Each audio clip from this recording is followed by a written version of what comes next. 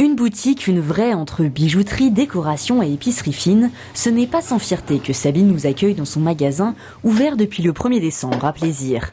Un vrai changement pour cette ancienne secrétaire de direction, devenue son propre patron.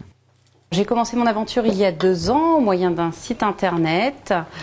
Je regroupais différentes box avec des thématiques comme naissance pour les hommes, pour les femmes, des box beauté, en essayant d'intégrer un maximum de produits créateurs et tout particulièrement des produits des Yvelines. Au bout de 2 ans, j'ai eu l'opportunité de prendre un magasin. Dans les Yvelines, les créateurs sont plus nombreux qu'on pourrait l'imaginer. Aujourd'hui, Sabine a plus d'une dizaine de fournisseurs. À ses débuts, c'est Anne-Laure Leborgne avec son site Localement Vôtre qui lui a donné un petit coup de pouce pour son entreprise. Elle était un petit peu mon fournisseur officiel de partenaires également, car j'ai rencontré un certain nombre de mes fournisseurs actuels grâce à elle. Comme ça a été le cas pour les gâteaux que je vends actuellement dans mon magasin, je les ai connus grâce à elle, car elle avait été les interviewer, elle les trouvait fantastiques. Elle m'a dit, il faut que tu viennes avec moi absolument les goûter.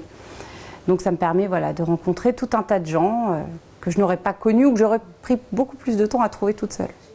Une démarche qui plaît, de la visibilité, il n'en fallait pas davantage pour que Sabine vende ses box dans une vraie boutique, en réservant quelques étagères pour ses nouvelles trouvailles.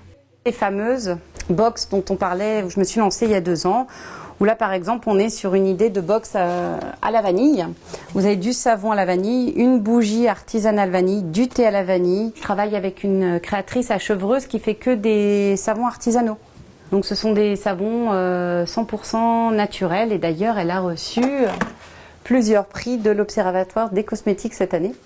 Ici, du café de Joris Pfaff, le torréfacteur de Triel-sur-Seine. Sabine l'a découvert sur un blog. Elle l'a rencontré avant de tester ses produits auprès du public et de les proposer à temps plein dans sa boutique. Un moyen de fidéliser sa clientèle tout en proposant des nouveautés du coin. Acheter local, plus qu'une mode, une nouvelle façon de consommer. On a envie de soutenir le petit producteur près de chez soi parce qu'on n'a pas envie qu'il arrête de faire ce qu'il fait, vu qu'il le fait bien.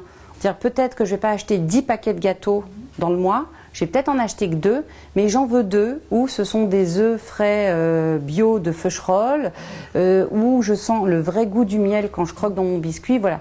Sabine fait attention au prix de ses produits afin de rester accessible. Elle réalise 90% de ses ventes en boutique à présent, contre 10% sur son site internet. Moi j'ai fait un objectif à peu près sur l'année de 80 000 € en base. Après c'est compliqué quand on ouvre parce qu'on n'a pas un chiffre d'affaires précédent pour se rendre compte et pour l'instant c'est bien parti. La jeune chef d'entreprise aimerait se lancer dans le concept de magasin éphémère avec d'autres créateurs yvelinois. Mais pas d'inquiétude quant à la boutique de la ferme des Ébisoires. Celle-ci, Sabine compte bien la garder ouverte.